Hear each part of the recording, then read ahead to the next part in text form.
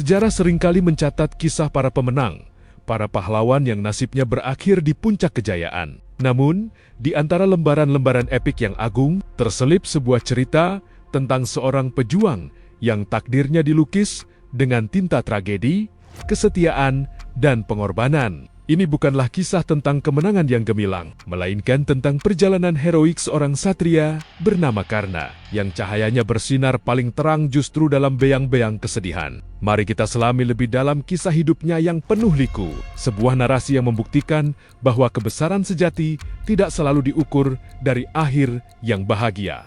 Jauh sebelum gemuruh perang Kurukshetra mengguncang dunia, seorang putri bernama Kunti dianugerahi anugerah untuk memanggil para dewa.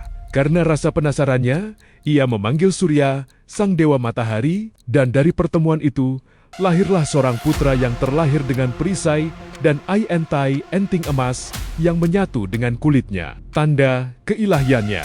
Namun, karena takut akan aib sebagai seorang ibu yang belum menikah, Kunti dengan hati yang hancur meletakkan bayi itu di dalam sebuah keranjang dan menghanyutkannya di aliran sungai Gangga. Takdir kemudian membawa bayi itu ke tangan Adirata, seorang kusir istana Hastinapura, dan istrinya. Radat, mereka membesarkannya dengan penuh kasih sayang dan memberinya nama Karna. Tidak pernah menyadari bahwa anak yang mereka asuh adalah keturunan dewa dan seorang pangeran. Karna tumbuh menjadi seorang pemuda dengan bakat luar biasa dalam seni peperangan.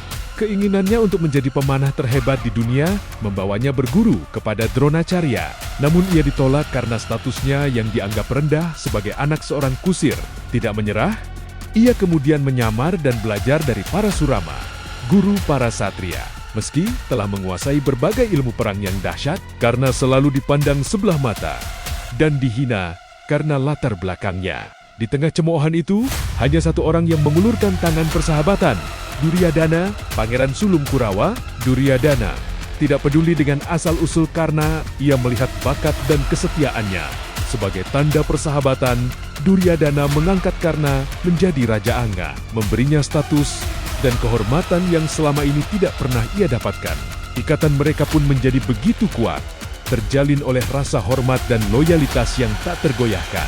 Saat awan perang mulai berkumpul di Cakrawala dan genderang perang Kurukshetra siap ditabur, sebuah rahasia besar akhirnya terungkap. Kunti, ibu kandung Karna, datang menemuinya.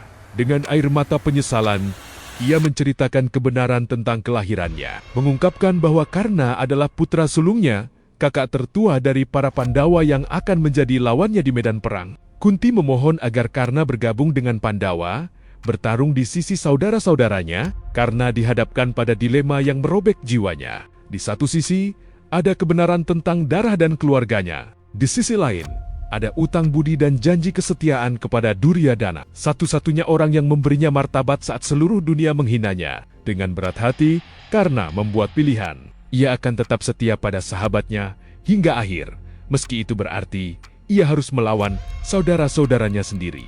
Puncak dari tragedi hidupnya terjadi di medan perang Kurukshetra. Karena sang pahlawan yang tak terkalahkan akhirnya berhadapan satu lawan satu dengan Arjuna, adik yang tidak pernah ia kenal. Pertarungan mereka begitu dahsyat, mengguncang langit dan bumi. Namun, takdir seolah telah bersekongkol melawannya. Kutukan dari gurunya, hilangnya perisai ilahinya, dan berbagai tipu muslihat membuat kekuatannya melemah. Ketika roda keretanya terperosok ke dalam lumpur, dalam keadaan tanpa senjata sesuai aturan perang, Arjuna melepaskan panah mematikan yang mengakhiri hidupnya. Karena gugur bukan sebagai pecundang, melainkan sebagai seorang satria yang memegang teguh sumpahnya.